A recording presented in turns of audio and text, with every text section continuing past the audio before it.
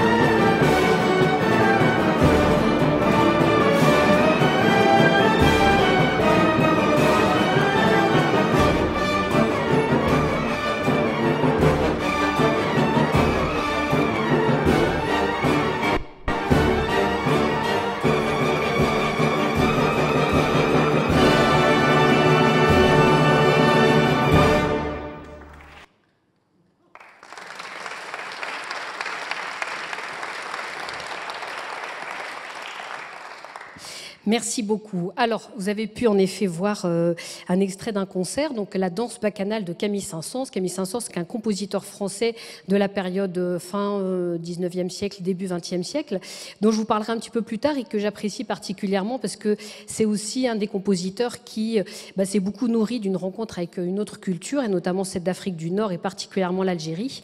Et donc, voilà, cette rencontre entre la France et l'Algérie qui a permis aussi la naissance et la création de beaucoup d'œuvres. Et comme je aussi, moi, je me nourris de cette double culture, donc c'est un compositeur que j'aime aussi beaucoup voilà, présenter dans mes programmes, et je vous en dirai un petit peu plus tout à l'heure. Alors, pour déjà comprendre ce que c'est un chef d'orchestre, son rôle, ses missions, c'est bien de comprendre aussi qu'est-ce que c'est un orchestre. Et donc, vous avez ici donc, voilà un schéma de l'orchestre. Alors, je me permets de poser peut-être la question, n'hésitez pas, ceux qui veulent y répondre. À votre avis, est-ce que vous pouvez me donner quelques raisons de savoir pourquoi on organise un orchestre symphonique sous cette forme ?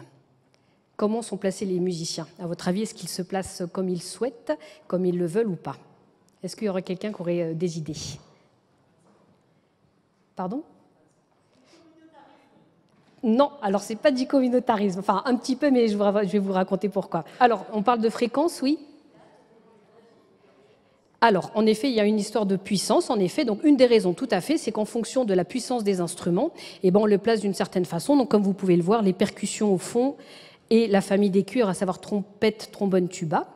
Donc, comme ce sont les instruments en effet les plus puissants, sonores de façon sonore, donc en effet on les place au fond de l'orchestre, et puis à chaque fois donc les moins puissants, donc à savoir les bois, flûte au bois, clarinette, basson, et les instruments à cordes devant le chef d'orchestre. Alors j'en profite pour vous dire, faire un petit aparté, que le pupitre d'alto, c'est pour ma part, moi j'ai commencé la musique par la guitare classique et l'alto, et c'est vraiment en pratiquant l'alto que j'ai pu intégrer des orchestres et que ça m'a permis de découvrir cet univers de l'intérieur, à la fois parce qu'on est au milieu de tous les musiciens, devant les vents, et également, on est devant le chef d'orchestre, et c'est vraiment en étant immergé dans cet univers de l'orchestre symphonique que j'ai pu justement découvrir ce métier, et que ça m'a complètement fascinée.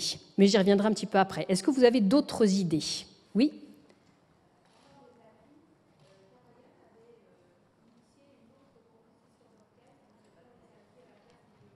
Alors, en effet, je vais y venir. C'est un choix, en effet, d'inverser parfois la place des instruments. Mais justement, avant de vous parler de ça, il y a besoin de spécifier. Donc, on a parlé de la puissance des instruments. Éventuellement, ce que je peux aussi vous donner comme indication, c'est qu'il y a une logique entre les instruments aigus, qui sont donc à la gauche du chef d'orchestre, et il y a un axe, plus on va vers la droite et plus on va vers les instruments graves, donc en fonction aussi des fréquences. Et donc certains chefs d'orchestre font le choix de disposer parfois certains pupitres différemment. Pour ma part, moi je préfère garder cette disposition qui permet justement de respecter cet axe qui va du plus aigu vers le plus grave. Donc, en effet, la constitution de l'orchestre symphonique. Et aussi, il y a un autre aspect, c'est qu'à l'intérieur d'un orchestre, il y a plein de musiciens qu'on appelle des chefs de pupitre qui ont, eux, un relais de l'autorité du chef d'orchestre au sein de leur pupitre. Quand on parle d'un pupitre, ce n'est pas simplement que l'objet qui permet de porter la partition, mais c'est aussi le groupe de musiciens. Donc vous avez le groupe des violons 1, le groupe des violons 2, donc on appelle ça un pupitre. Et donc chaque pupitre a son chef, on appelle ça un chef de pupitre, et qui prend aussi les décisions pour l'ensemble de son groupe. Et donc l'orchestre, c'est pas simplement un grand groupe dirigé par une personne, mais c'est aussi une institution très structurée. Malheureusement, la démocratie participative ne fait pas vraiment partie de cet univers, parce que voilà, vous êtes face à, comme vous avez pu le voir tout à l'heure sur la vidéo, à 100 musiciens qui parfois peuvent avoir tous leur vision artistique de l'œuvre. Et donc, de fait, il faut qu'il y ait une personne qui soit à la tête de cet ensemble pour justement donner la direction musicale vers laquelle on veut aller. Alors, avant de parler de ces aspects-là,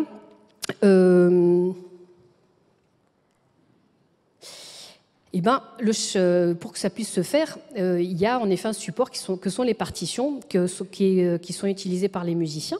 Donc chaque musicien a la partition qui le concerne. Donc par exemple là vous pouvez voir des partitions de violoncelle, de flûte 1, parce que dans les vents on a souvent plusieurs musiciens qui jouent une partie différente. Et donc de fait chaque musicien a la partie qui le concerne.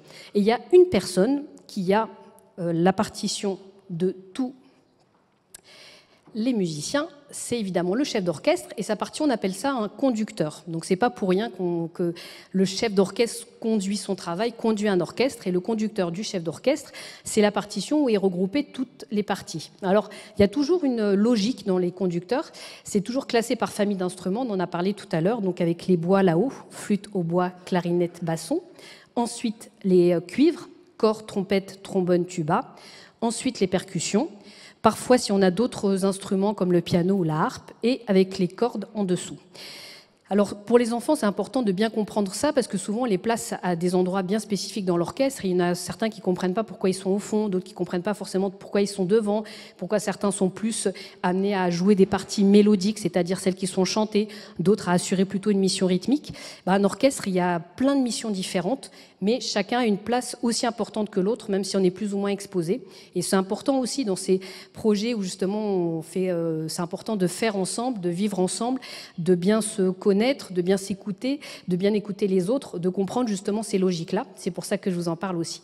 Et le chef d'orchestre, quand lui il travaille ses partitions, il faut à la fois qu'il puisse lire simultanément, horizontalement et verticalement la partition que vous pouvez voir ici. Donc, on pourrait se dire, oulala, c'est un peu compliqué. En effet, c'est un peu compliqué au début. C'est aussi pour ça que le rôle du chef d'orchestre, il est très important pendant les répétitions. Et surtout, pour être préparé pour les répétitions, il y a un long travail qui est fait en amont. Alors, on dit toujours qu'un musicien, il est au maximum de sa préparation le jour du premier concert. Un chef d'orchestre, il est au maximum de sa préparation le jour de la première répétition. Et c'est vraiment pendant les répétitions que son rôle est essentiel parce que c'est à ce moment-là qu'il va conduire ce travail, comme je vous le disais, emmener tout le monde dans la même direction. C'est pas toujours simple. Il faut aussi pouvoir restituer le mieux possible la pensée du compositeur. Tout à l'heure, on a eu l'occasion de vous présenter la danse bacchanale de Camille Saint-Saëns. Et Camille Saint-Saëns s'est beaucoup inspiré de l'Algérie dans sa musique. Et quand il a été en Algérie, il a écouté beaucoup de musique traditionnelle, musique classique arabo-andalouse. Et donc, il s'en est inspiré dans sa musique en y mettant des rythmes, des mélodies. Et dans la partition, on voit, il y a écrit « castagnette de fer ». Sauf que dans la musique classique, les castagnettes de fer, ça n'existe pas. On utilise des castagnettes en bois, comme celles qu'on entend dans la musique de flamenco, par exemple, mais les castagnettes de fer, ça n'existe pas. Et en fait, pour ma part, justement, l'expérience que j'ai pu avoir à la tête de l'Orchestre national d'Algérie et dans un certain nombre des pays du monde arabe m'a fait justement côtoyer des musiciens de ces esthétiques musicales. Et donc, Camille Saint-Saëns, lui, ce qu'il a voulu, c'est reproduire les sonorités d'instruments qu'on appelait les qalqabos, qui sont dans ces instruments traditionnels, des instruments emblématiques. Et donc, moi, j'ai pris le parti en tant que chef d'orchestre de prendre la décision de demander à mes musiciens de jouer des qalqabos et non pas des castagnettes traditionnelles, puisque ce n'était pas du tout cette sonorité que Saint-Saëns voulait reproduire. Tout comme, souvent on est amené à jouer des œuvres de compositeurs qui sont morts, et donc parfois les indications qui nous sont laissées ne sont pas forcément évidentes à comprendre ou adaptables à la modernité. Il y a beaucoup de choses qui ont évolué, la facture des instruments, et donc le chef d'orchestre se doit de pouvoir parfois réaménager les recommandations du compositeur et d'avoir cette audace et aussi cette innovation parfois de modifier certaines partitions pour essayer de le restituer le mieux possible. Alors, un chef d'orchestre, pour pouvoir communiquer, il communique de plusieurs façons différentes. À votre avis, de quelle façon? Alors, avec les gestes, mais pas uniquement. Avec le regard. Il y a beaucoup de communication avec le regard, en effet. Alors, surtout parce que pendant les concerts, on ne peut pas parler. Donc, évidemment, il y a les gestes et puis il y a aussi le regard, qui est important, et puis il y a aussi beaucoup l'énergie qu'on va donner. À votre avis, si je fais un geste comme cela, est-ce que ça va être pour illustrer une musique qui va être plutôt énergique ou plutôt ronde? Ronde. Si je vais faire comme ça, est-ce que ça va être une musique qui va être rapide ou lente? Rapide. Si je fais ce geste-là, à votre avis, quelle influence ça va avoir sur le son? Alors, de plus en plus fort, en effet. Si je fais ce geste-là, on s'arrête, tout simplement. Donc, en effet, vous avez pu voir que là, en quelques minutes, je pense que je vais pouvoir recruter de nouveaux musiciens dans mon orchestre. Et il y a, en effet, des choses qui sont liées à l'énergie, à ce qu'on va pouvoir dégager pour que les musiciens donnent le meilleur d'eux-mêmes. Ce que je vous propose, c'est peut-être pour justement illustrer ça, les compositeurs écrivent leur musique sur des battus, des mesures à 2 temps, à 3 temps, à 4 temps. La pulsation, c'est comme les battements du cœur. Il y a certaines musiques qui ont des battements de cœur très rapides et d'autres plus lentes et qui sont articulées soit à 2 temps, à 3 temps ou à 4 temps. Ce que je vous propose, c'est peut-être tous de lever la main droite et de non pas dire je le jure, mais voilà. La main droite, donc moi je suis à l'inverse de vous, donc je vous remercie bien tous de prendre votre main droite. Et donc on va battre la mesure à 2 temps. Le premier temps, il sera toujours en bas. Donc on descend en bas et on monte. Voilà. Donc on va être sur une battue à 2 temps. 1, 2, 1 et 2. Alors, merci beaucoup. La musique, la battue à 3 temps. Comme je vous le disais, les premiers temps étant toujours en bas, donc on va toujours prendre la main droite en l'air, s'il vous plaît, même pour les gauchers. Et puis on va descendre premier temps en bas, le deuxième temps vers l'extérieur, deuxième temps vers l'extérieur, troisième temps en haut. Donc de nouveau, 1, vers l'extérieur, 2 et 3. Merci. Et la battue à 4 temps, toujours la main droite en l'air. Alors ça va être un tout petit peu plus compliqué. Alors on descend premier temps, deuxième temps vers l'intérieur, vers le cœur, 2, 3, 4, 1, 2, 3 et 4. Et donc, bravo à tous. Et donc, et ça, qu'on soit au CESE, qu'on soit à New York, à Berlin, à Paris, en Afrique, en Asie, toutes les battues vont se battre de la même façon partout dans le monde. C'est ça aussi qui est beau en musique, c'est qu'on peut partager ensemble ça en se comprenant. Ça m'arrive en tant que chef d'orchestre d'aller diriger en Asie, en Russie, dans certains pays où je ne parle pas forcément la langue. On se comprend avec les termes universels de la musique, avec justement ce langage, cette communication gestuelle, et donc qui permet justement de se faire comprendre des petits, des moyens, des grands, en tout cas de tous les musiciens. Alors, c'est quelques éléments que je voulais justement vous donner. Simplement un dernier petit mot aussi pour vous dire, tout à l'heure, je vous parlais d'innovation, de créativité, de lien, d'ouverture vers le monde.